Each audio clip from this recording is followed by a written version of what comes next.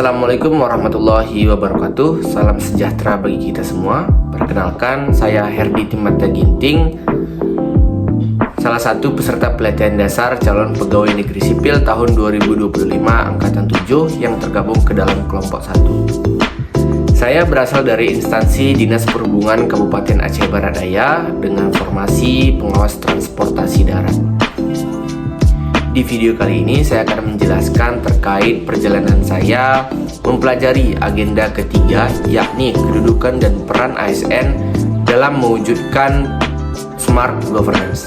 Adapun tahap yang saya jalani dalam melaksanakan agenda ketiga ini ada 3 tahap. Yang pertama ada tahap MOC, di mana tahap MOC tersebut saya dan teman-teman diberikan akses dalam mengakses materi yang diberikan oleh para widyaswara.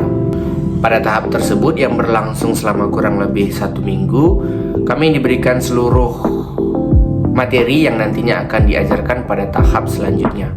Kemudian pada akhir dari tahap tersebut ada yang dinamakan evaluasi akademik, di mana evaluasi akademik tersebut berfungsi untuk mengukur sejauh mana pemahaman kami terkait dengan agenda 3 tersebut.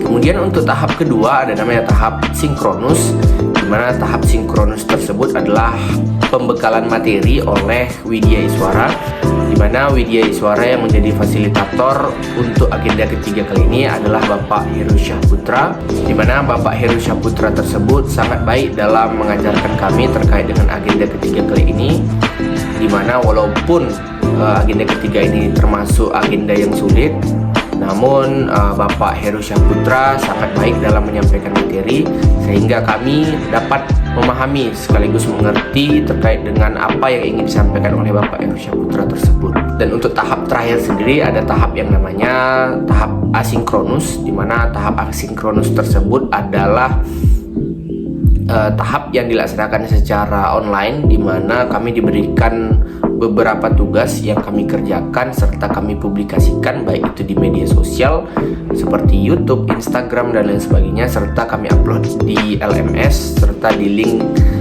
tugas yang diberikan oleh pihak LAN RI, di mana terdapat beberapa tugas yang diberikan oleh Bapak Heru Syahputra. Di antaranya adalah video journaling yang saya sedang lakukan sekarang ini.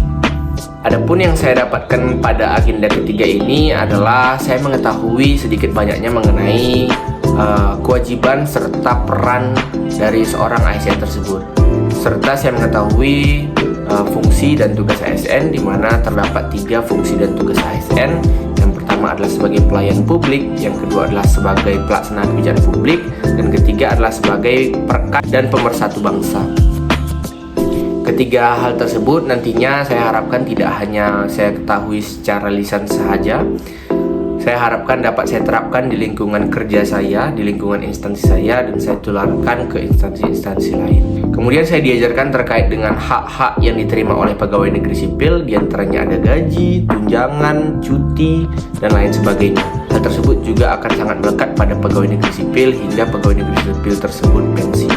Selain memiliki hak, pastinya pegawai negeri sipil juga memiliki kewajiban yang harus dilaksanakan sebagai aparatur sipil negara.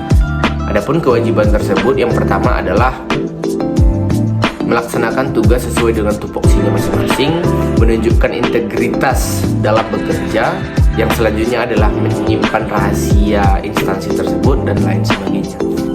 Dimana hal tersebut nantinya harus dikerjakan oleh pegawai negeri sipil tersebut hingga pegawai negeri sipil tersebut pensiun. Selain dengan fungsi, hak, serta kewajiban PNS, kami juga diajarkan terkait dengan manajemen ASN, baik itu seperti mutasi, peningkatan kompetensi, dan lain sebagainya. Kami juga diajarkan terkait dengan kode etik serta smart ASN yang baik dan benar. Adapun kesimpulan yang dapat saya ambil dari agenda ketiga kali ini yang berjudul kedudukan dan peran ASN dalam mewujudkan smart governance adalah saya lebih sadar terkait dengan peran dan kedudukan saya terkait dengan ASN. Dimana sebelum saya mempelajari agenda ketiga ini, saya masih belum paham betul terkait dengan hak serta kewajiban, fungsi, kode etik, dan lain sebagainya. Namun ketika saya mempelajari agenda ketiga ini, saya lebih paham serta lebih sadar terkait dengan apa-apa yang dipelajari pada agenda ketiga kali ini.